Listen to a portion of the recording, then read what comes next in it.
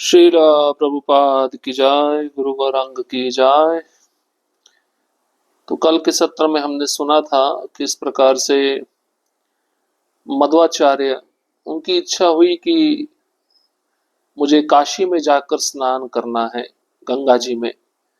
तो उन्होंने अपने गुरु महाराज से अनुमति मांगी, मुझे जाने का आज्ञा दीजिए।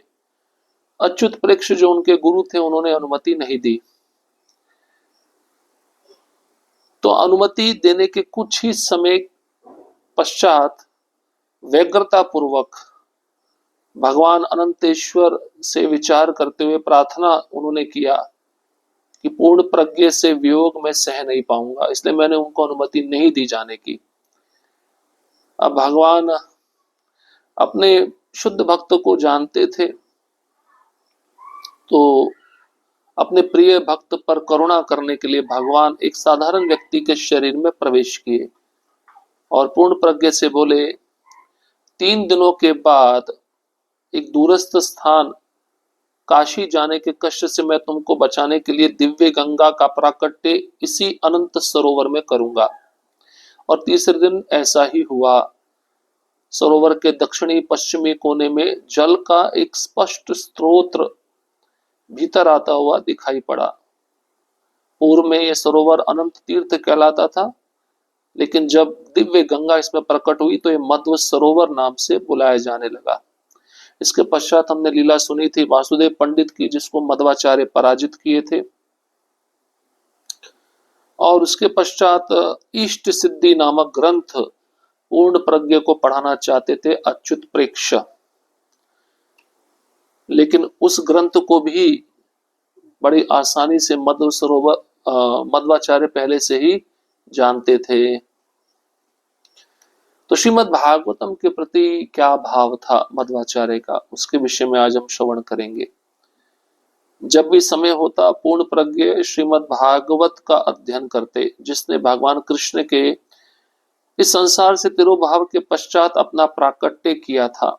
उन्होंने सही रूप से उसको सभी वैदिक साहित्यों का पका हुआ फल समझा। एक बार अच्युत प्रेक्ष के साथ होते हुए पूर्ण प्रज्ञ तीर्थ ने कुछ ब्राह्मणों को श्रीमद् भागवत पढ़ते एवं चर्चा करते हुए सुना। उन्होंने ये ध्यान दिया कि वे शिल व्यास देव द्वारा प्रस्तुत किए गए अर्थ से पथभ्रष्ट हो रहे थे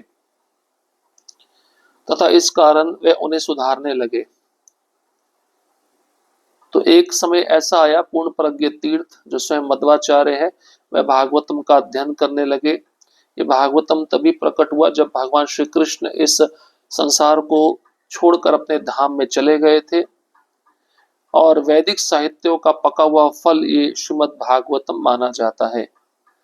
तो एक बार उनके गुरु महाराज अच्युत प्रेक्ष और अपने शिष्य पूर्ण प्रज्ञ तीर्थ के साथ भ्रमण कर रहे थे, और उन्होंने देखा कुछ ब्राह्मण श्रीमद् भागवतम पढ़ रहे हैं और चर्चा कर रहे हैं। उस चर्चा को पूर्ण प्रज्ञ तीर्थ ने सुना, और उन्होंने ये भी ध्यान दिया कि शिल व्यास देव ने जो भागवतम प्रस्तुत किया है, उस भागवतम के अर्थ से ये ब्राह्मण लोग पथभ्रष्ट हो गए हैं, अपने मन से कुछ अर्थ बता रहे हैं। और पूर्ण प्रज्ञ तीर्थ उन ब्राह्मणों को वहीं पे सुधारने लगे। तब अच्युत प्रेक्ष ने पूर्ण प्रज्ञ को ये कहते हुए टोका, यदि आप श्रीमद् भागवत पर ऐसे अधिकारी हैं, मुझे पंचम स्कंद की अपनी व्याख्या सुनाएं। पूर्ण प्रज्ञ ने पंचम स्कंद के श्लोकों का सरलता पूर्वक उच्चारण किया, जैसा कि वह उस पुस्तक के लेखक हो। ब्राह्मणों ने कोई त्रुटि ढूंढने के उद्देश्य के साथ उनकी व्याख्याओं को सुना, परंतु उनका प्रस्तुतिकरण त्रुटिहीन था। कुछ था जिसे अच्युत प्रेक्ष को मिलाकर सभी समझ ना पाए कि ये छोटा बालक इतनी विद्या कैसे लिए हुए था। न केवल वह व्याकरण एवं सिद्धांत में निपुण था, वह वैदिक साहित्यों के सभी निष्कर्षों को जानता था। तब अच्युत प्रेक्ष जो मध्वाचार्य के गुरु हैं, उन्होंने मध्वाचार्य को टोका और कहा, अगर आपको भागवतम पर इतना ज्ञान है, आप भागवतम पर ऐसे अधिकार जमा रहे हैं, तो 5वें स्कंद की व्याख्या मुझे सुनाइए। तो पूर्ण प्रज्ञ तीर्थ जो मध्वाचार्य, जिनका सन्यास का नाम पूर्ण प्रज्ञ तीर्थ है, उन्होंने पंचम स्कंद के श्लोकों का बहुत आसानी से उच्चारण किया। जैसा कि वह उस पुस्तक के लेखक हो। ब्राह्मणों ने कोई गलती निकालने का प्रयास किया उनके व्याख्याओं पर, लेकिन ब्राह्मण उनकी प्रस्तुतिकरण में कोई भी गलती नहीं निकाल पाए। कुछ तो था, अच्युत प्रेक्ष को मिलाकर सभी ब्राह्मण समझ नहीं पा रहे थे। छोटा सा बालक इतनी विद्या कैसे अपने में समाये हुए है। न केवल वह भागवतम जानता है, वह व्याकरण एवं सिद्धांत में भी निपुण है और वैदिक साहित्यों के सभी निष्कर्षों को भी वह जानता है। एक बार अच्युत प्रेक्ष ने उनसे कुछ पूछा, हे पूर्ण प्रज्ञ, ऐसा कैसे है कि आप उन पुस्तकों के विषय में जानते हैं जिन्हें आपने पढ़ा भी नहीं।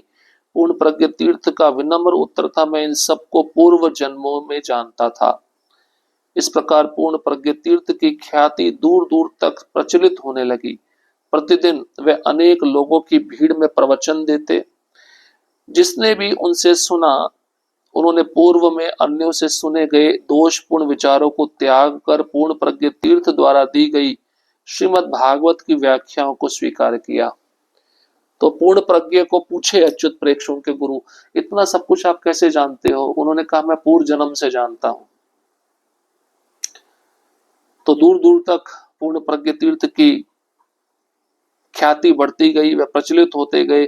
अनेक भीड़ समुदाय में वे प्रवचन देते थे और जो भी उनको सुनता था, पहले सुने गए दोषपूर्ण विचारों को त्याग कर पूर्ण प्रज्ञ तीर्थ द्वारा दी गई व्याख्याओं को वह स्वीकार कर लेता था। भगवत पाद की उपाधि वास्तव में यह एक प्रामाणिक गुरु की एक योग्यता है। वे मनोकल्पना के माध्यम से एकत्रित सभी गलत धारणाओं को दूर करते हैं। पूर्ण प्रज्ञ तीर्थ का प्रभाव सर्वोत्तम रूप से शिल प्रभुपाद द्वारा श्रीमद् भागवत के तात्पर्यों में दो प्रकार के भागवतों की व्याख्या के प्रकाश में समझा जा सकता है। दो प्रकार के भागवत होते हैं, ग्रंथ भागवत तथा भक्त भागवत। दोनों प्रकार के भागवत पर्याप्त उपचार हैं तथा दोनों अथवा उनमें से एक भी अवरोधों को दूर करने के लिए पर्याप्त हो सकता है। भक्त भागवत ग्रंथ भागवत के समान अच्छा हो सकता है, क्योंकि भक्त भागवत अपना जीवन ग्रंथ भागवत के अनुसार जीता है तथा ग्रंथ भागवत पुरुषोत्तम भगवान एवं उनके शुद्ध भक्तों के विषय में सूचना से पूर्ण है। भागवत ग्रंथ एवं भागवत व्यक्ति अभिन्न है। अब भगवत पाद की उपाधि दी गई मध्वाचार्य जी को। तो प्रामाणिक गुरु की एक योग्यता यह भी होती है कि मनोकल्पना के माध्यम से जो भी गलत धारणा एक व्यक्ति के मन में बैठी हुई है उसको दूर करना।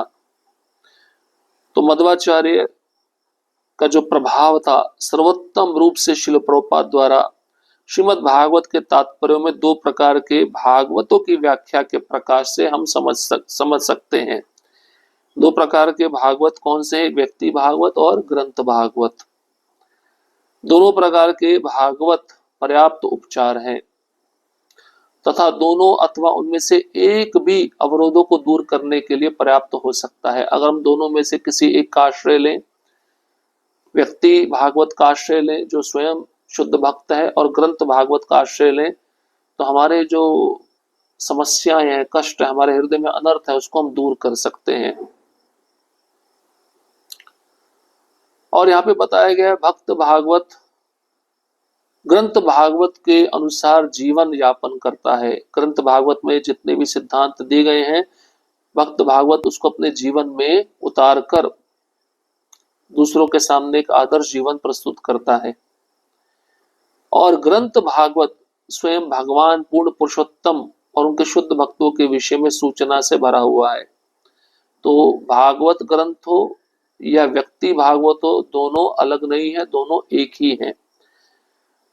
भक्त भागवत पुरुषोत्तम भगवान का प्रत्यक्ष प्रतिनिधि होता है, अतः भक्त भागवत को प्रसन्न करके व्यक्ति ग्रंथ भागवत का लाभ प्राप्त कर सकता है। मानवीय तर्क समझ नहीं पाता कि कैसे ग्रंथ भागवत अथवा भक्त भागवत की सेवा करके व्यक्ति भक्ति मार्ग में क्रमशः उन्नति प्राप्त करता है, परंतु वास्तव में यह नारद देव द्वारा समझाए गए तथ्य हैं। जो अपने पूर्व के जीवन में दासी के पुत्र थे, वह दासी संतों की तुच्छ सेवा में युक्त थी तथा इस प्रकार वे भी उनके संपर्क में आए तथा केवल उनका संग करके तथा उन संतों द्वारा छोड़े गए उच्छिष्ट को स्वीकार कर दासी के पुत्र की महान भक्त एवं व्यक्तित्वशील नारद बनने का अवसर प्राप्त हुआ। यह है भागवतों के संग के चमत्कारी परिणाम। इन प्रभावों को व्यवहारिक रूप से समझने के लिए इस पर ध्यान दिया जाना चाहिए कि ऐसे भागवतों के निष्कपट संग से व्यक्ति दिव्य ज्ञान बहुत सरलता पूर्वक प्राप्त कर सकता है, जिसके परिणाम स्वरूप व्यक्ति भागवत की भक्ति में स्थिर हो जाता है। भागवतों के मार्गदर्शन में जितनी अधिक भक्ति में प्रगति की जाती है, व्यक्ति उतना अधिक भगवान की दिव्य प्रेममयी सेवा में स्थिर होता है। अतः ग्रंथ भागवत के संदेश भक्त भागवत से प्राप्त किए जाने चाहिए तथा इन दोनों भागवतों का योग कनिष्ठ भक्तों को अधिकाधिक प्रगति करने से सहायता करेगा। भक्त भागवत होते हुए पूर्ण प्रज्ञ तीर्थ ने हर श्रेणी के व्यक्तियों को भी श्रीमद् भागवत के संदेश का प्रचार किया तथा इस प्रकार उनके हृदय परिवर्तित किए। इस कारण उन्हें भगवत पाद की उपाधि दी गई। अब यहाँ पे कहते हैं भक्त भागवत जो होता है वो पुरुषोत्तम भगवान का प्रत्यक्ष प्रतिनिधि होता है। जो गुरुजन है, आचार्य जन है, वे भगवान के प्रत्यक्ष प्रमाणिक प्रतिनिधि हैं। अतः जो भक्त भागवत को प्रसन्न कर लेता है अपनी सेवा के माध्यम से, वह ग्रंथ भागवत का लाभ प्राप्त कर सकता है। मानवीय तर्क समझ नहीं पाता कि कैसे ग्रंथ भागवत अथवा भक्त भागवत की सेवा करके व्यक्ति भक्ति मार्ग में क्रमशः उन्नति प्राप्त करता है।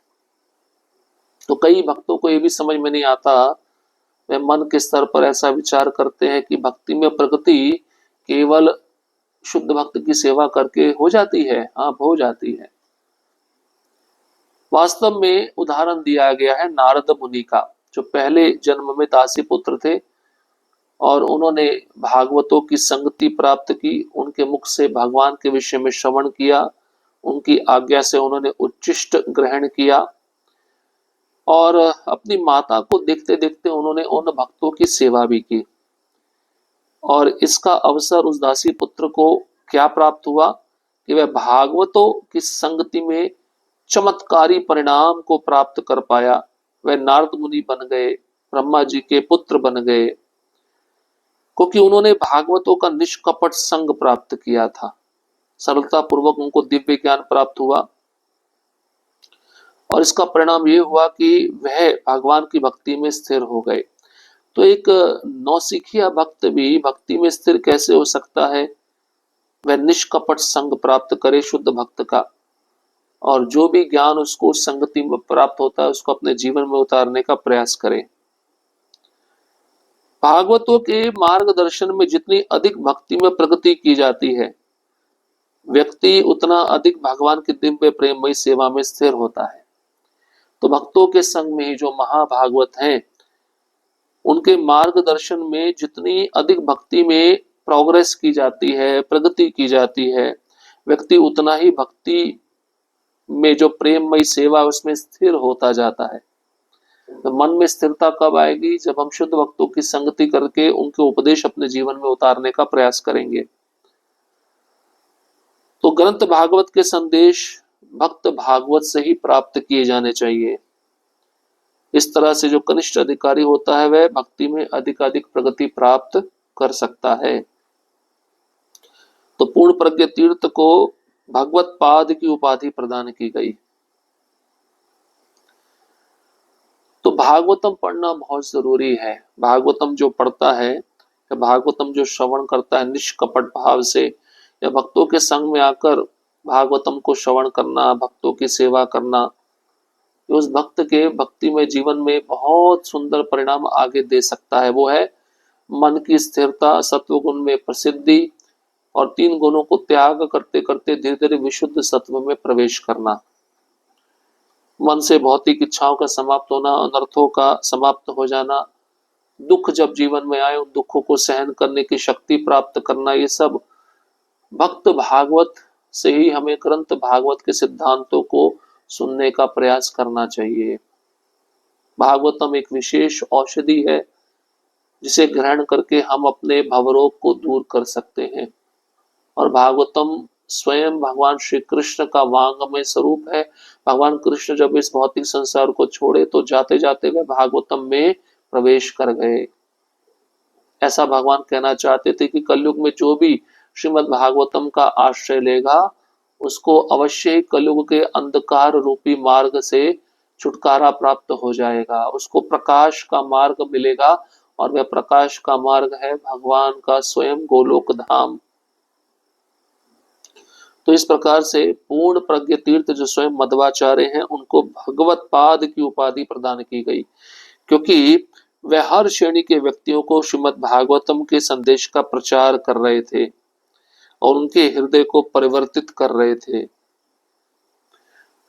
अब आनंद तीर्थ नाम कैसे पड़ा मध्वाचार्य का, उसके विषय में हम अगले सत्र में श्रवण करेंगे। हरे कृष्ण कृष्ण कृष्ण हरे हरे, हरे राम राम राम हरे हरे। श्रील प्रभुपाद की जय, गुरु गौरांग की जय।